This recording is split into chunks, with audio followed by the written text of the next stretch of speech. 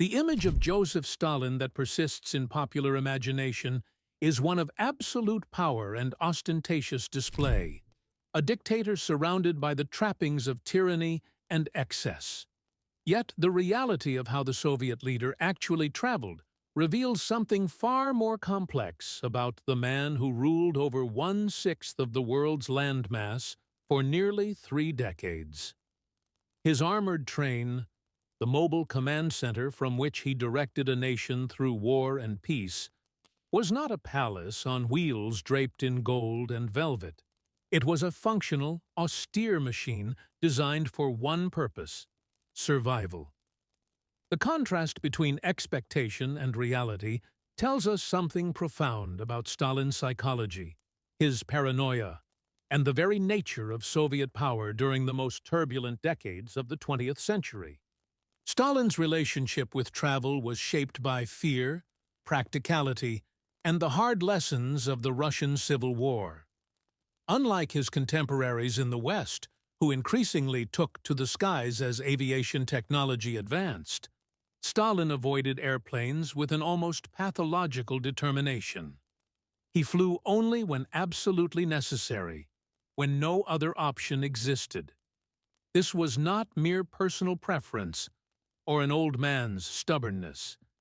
It was a calculated risk assessment by someone who understood that control meant staying close to the ground, where threats could be seen, evaluated, and neutralized. In the air, you were vulnerable, disconnected, at the mercy of technology and the men who operated it. On the rails, you were connected to the vast network of Soviet infrastructure, surrounded by layers of security, moving through territory that could be monitored and defended. The train became Stalin's preferred method of transportation, both within the Soviet Union and during his rare trips beyond its borders. He used it to travel to his vacation destinations in Crimea and the Caucasus, journeys he made with surprising regularity despite the demands of leading a totalitarian state. These were not leisurely excursions in the conventional sense. Stalin worked constantly, even during what others might call rest. The train allowed him to maintain that control, to keep the apparatus of state moving even as he moved through the landscape. He had a specific routine that dated back to the chaos of the Civil War years, when Bolshevik forces fought white armies, foreign interventionists, and a constellation of nationalist movements across the former Russian Empire. Stalin would board his train early in the morning and travel during daylight hours, arriving at his destination by evening. This was not about enjoying the scenery. It was about visibility and security. During daylight, the locomotive crew and the guards stationed throughout the train could observe everything happening around them. They could spot sabotage on the tracks, see approaching threats, and respond before disaster struck. The Civil War had taught Stalin that railways were both lifelines and targets, and that vigilance was the price of survival. The train itself was modest in composition, typically consisting of 3 or 4 railroad cars. This was not a sprawling convoy of luxury and excess. It was a compact, mobile unit designed for efficiency and defense. The car in which Stalin himself traveled was externally indistinguishable from standard Soviet railroad cars. There were no markings, no flags, no obvious indicators that the leader of the Soviet Union was inside. This anonymity was deliberate. But beneath the ordinary exterior lay the train's true nature. The walls and floors of Stalin's car were armored, reinforced to withstand attack. This added protection came at a cost. The car weighed approximately 80 tons, instead of the standard 60 tons for a regular passenger car. That extra 20 tons was pure defensive necessity, layers of steel designed to stop bullets and shrapnel, to protect the man inside from the countless enemies he had made during his rise to power and his consolidation of control. Inside Stalin's personal car, the layout was functional and Spartan. He had a private compartment where he could sleep, work, and think in isolation. There was a personal toilet, a luxury in the context of Soviet rail travel, but hardly extravagant by the standards of world leaders. Adjacent to Stalin's compartment was a kitchen that prepared his meals according to his preferences, and, crucially, under the watchful eyes of security personnel who understood that poison was a weapon as old as politics itself. The car also contained compartments for VIPs and security guards who accompanied Stalin on every journey, men whose lives were dedicated to ensuring his survival. There was a small conference room where Stalin could hold meetings, make decisions, and issue orders without interrupting his travel. This was government in motion, a mobile Kremlin that could function anywhere along the Soviet rail network. The interior design of Stalin's car stands in stark contrast to what one might expect from an absolute dictator. There was no gilding, no ornate decoration, no displays of wealth or artistic grandeur. Compared to the lavish railway cars used by the Romanov family before the revolution, Stalin's accommodations were almost monastic in their simplicity. This was not accidental. Stalin was acutely aware of symbolism and perception. The Bolshevik Revolution had been fought in the name of the workers and peasants, against the excesses and corruption of the old regime. To travel in a train car that rivaled or exceeded the luxury of the czars would have been ideologically untenable, a visible betrayal of the principles the Communist Party claimed to represent. But beyond ideology, there was also Stalin's personal psychology. He was not a man who indulged in public displays of wealth. His power was expressed through control, through the ability to command millions, to reshape society, to eliminate enemies. Material luxury was secondary to the mechanisms of power itself. The other cars in Stalin's train served essential functions. They housed railroad workers who kept the train running, guards who provided additional layers of security, and military leaders and officials of various ranks who needed to be close to the leader for consultations and orders. One car functioned as a restaurant with a larder, ensuring that everyone on board could be fed during long journeys without relying on external sources that might be compromised. This self-sufficiency was another element of security. Every dependency was a vulnerability, and Stalin's entire system was built on minimizing vulnerabilities while maximizing control over every variable. When World War II engulfed the Soviet Union in June 1941, the nature of Stalin's train travel evolved to meet the new reality of total war. 2 platforms equipped with anti-aircraft guns were attached to the train, transforming it from a protected transport into a mobile fortress capable of defending itself against aerial attack. The threat from the air was real and constant. The Luftwaffe had demonstrated its capability to strike deep into Soviet territory, and the idea of catching Stalin's train in the open and destroying it with bombs or strafing runs was an obvious tactical goal for the Germans. The anti-aircraft guns were manned by trained crews who traveled with the train, their eyes constantly scanning the sky for the telltale silhouette of enemy aircraft. This modification reflected the broader transformation of Soviet society during the war years. Everything was militarized. Everything was subordinated to the single goal of survival and victory. Stalin's use of his armored train reached its most significant moments during the great wartime conferences that would determine the shape of the post-war world. In November 1943, Stalin traveled by train to attend the Tehran Conference, the first meeting of the Big Three Allied leaders, Stalin, Franklin Roosevelt, and Winston Churchill. The journey took him as far as Baku on the Caspian Sea, where geography and security concerns finally forced him to board an airplane for the flight to Iran.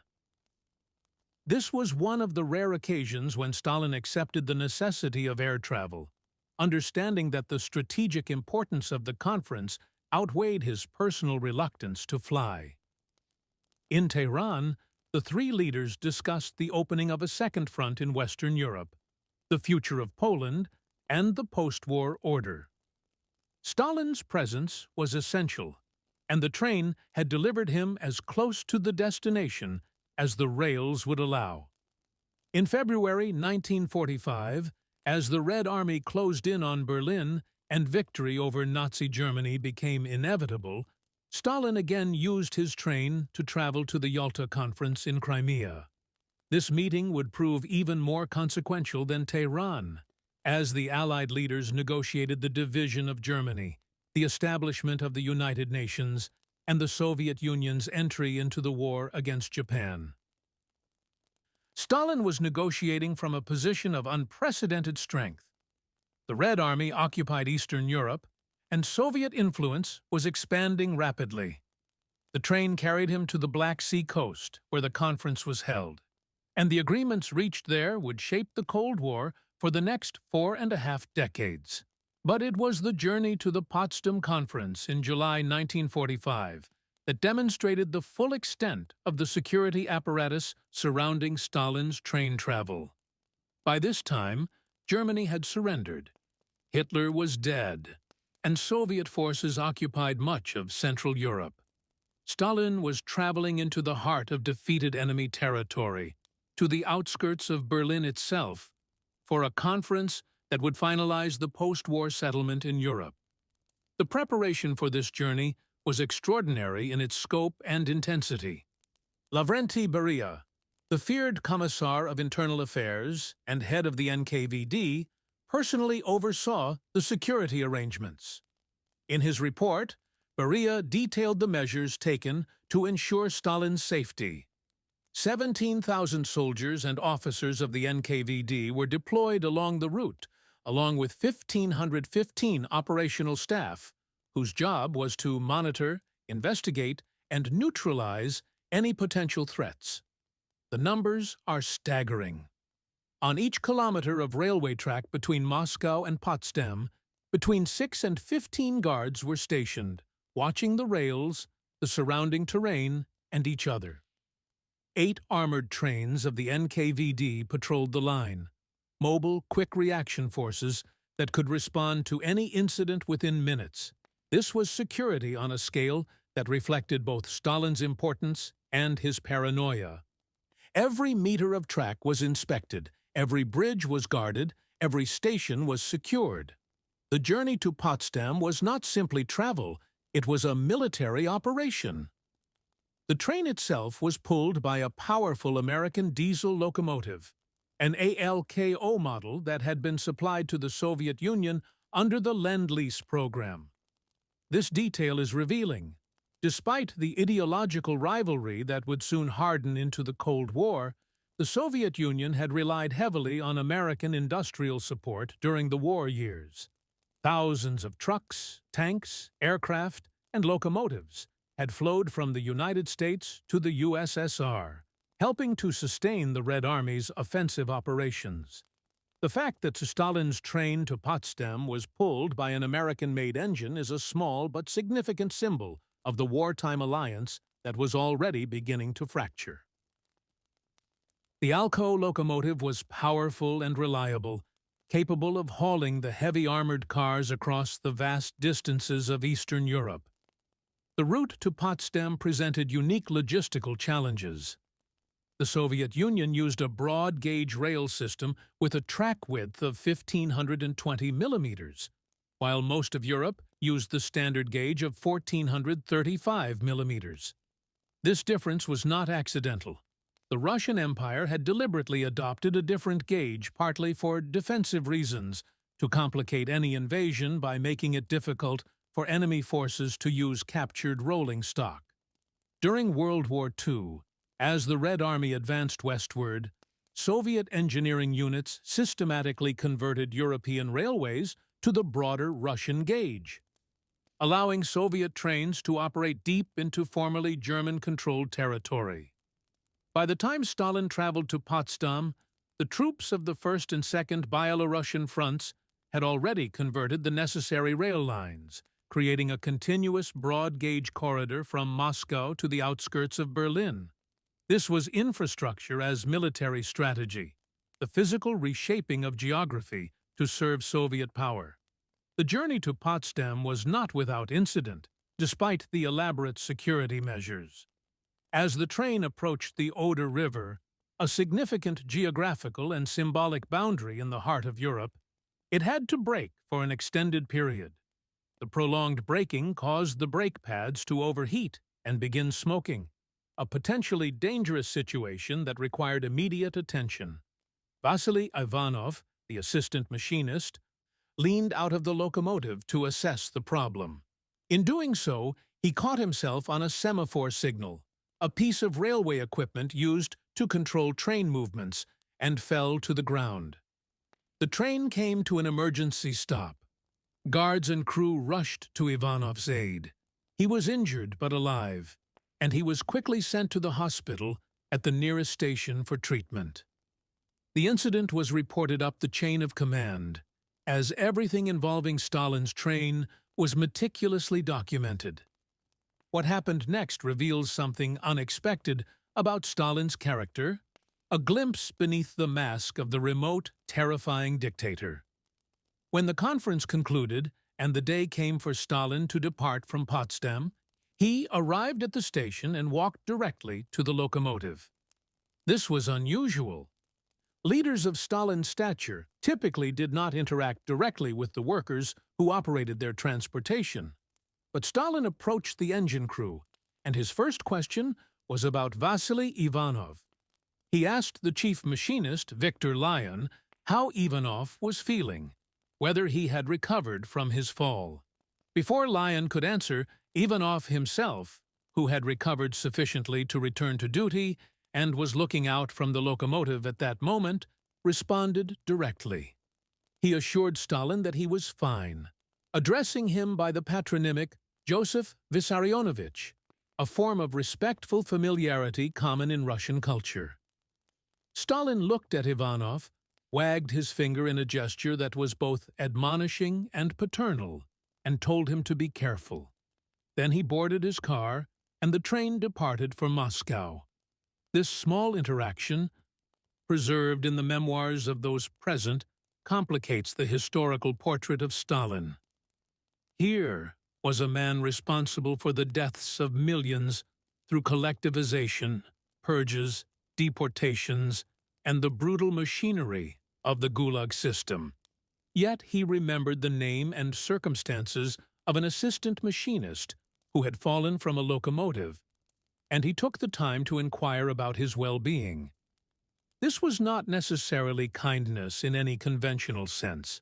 Stalin understood the power of personal attention, the way a single gesture could bind loyalty more effectively than fear alone.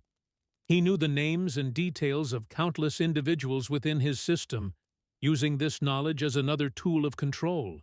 But the incident also suggests that Stalin, despite his monstrous actions, remained connected to the operational details of his world in ways that many leaders were not. He paid attention, he remembered, and he used that attention as part of the complex web of power that kept him in control. The armored train, with its modest interior and massive security apparatus, was a perfect metaphor for Stalinist power itself. It was not ostentatious or flamboyant. It did not rely on spectacle or display. Instead, it was functional, paranoid, and absolutely focused on control and survival. The train moved through a landscape that had been secured by thousands of guards, along tracks that had been inspected and monitored, pulled by a locomotive that represented both Soviet dependence on Western aid and the industrial might that had helped defeat Nazi Germany. Inside, Stalin worked and rested in compartments that were comfortable but far from luxurious, surrounded by officials and guards whose lives depended on his favor and whose duty was to ensure his safety at any cost. The legacy of Stalin's train travel extends beyond the man himself. It represents a particular approach to power that characterized the Soviet system throughout its existence. Security was paramount, often to the point of absurdity. Redundancy and overwhelming force were preferred to elegance or efficiency. The state apparatus existed to serve and protect the leader, and vast resources were devoted to that single purpose without regard for cost or rationality. The 17,000 guards deployed for a single train journey to Potsdam could have been used elsewhere, for reconstruction, for agriculture, for any number of productive purposes. But in Stalin's calculus, his personal security was the foundation upon which everything else rested. If he fell, the system might collapse. Therefore, no expense was too great, no precaution too extreme. In the decades after Stalin's death in 1953, the Soviet Union continued to use armored trains for transporting leaders, though never again on quite the same scale or with quite the same level of paranoid security. The practice reflected a broader Soviet preference for ground transportation, for maintaining physical connection to territory and infrastructure, for the visibility and control that rail travel provided. Even as aviation became routine for Western leaders, Soviet general secretaries continued to use trains for many domestic journeys, a tradition that stretched back through Stalin to Lenin and the revolutionary period itself. Today, Stalin's personal train car is preserved as a museum piece, an artifact of a vanished era that nonetheless continues to fascinate and disturb. Visitors can walk through the modest compartments, see the armored walls, and imagine the man who once traveled in this mobile fortress as he shaped the course of the 20th century. The train is a reminder that power does not always announce itself with gold and marble. Sometimes it travels quietly, hidden behind ordinary exteriors, protected by layers of steel and thousands of armed men, moving through the landscape with relentless purpose. The armored train was not luxury. It was survival. And for Joseph Stalin, survival was the ultimate luxury. The one thing that mattered more than anything else in a world he had filled with enemies both real and imagined.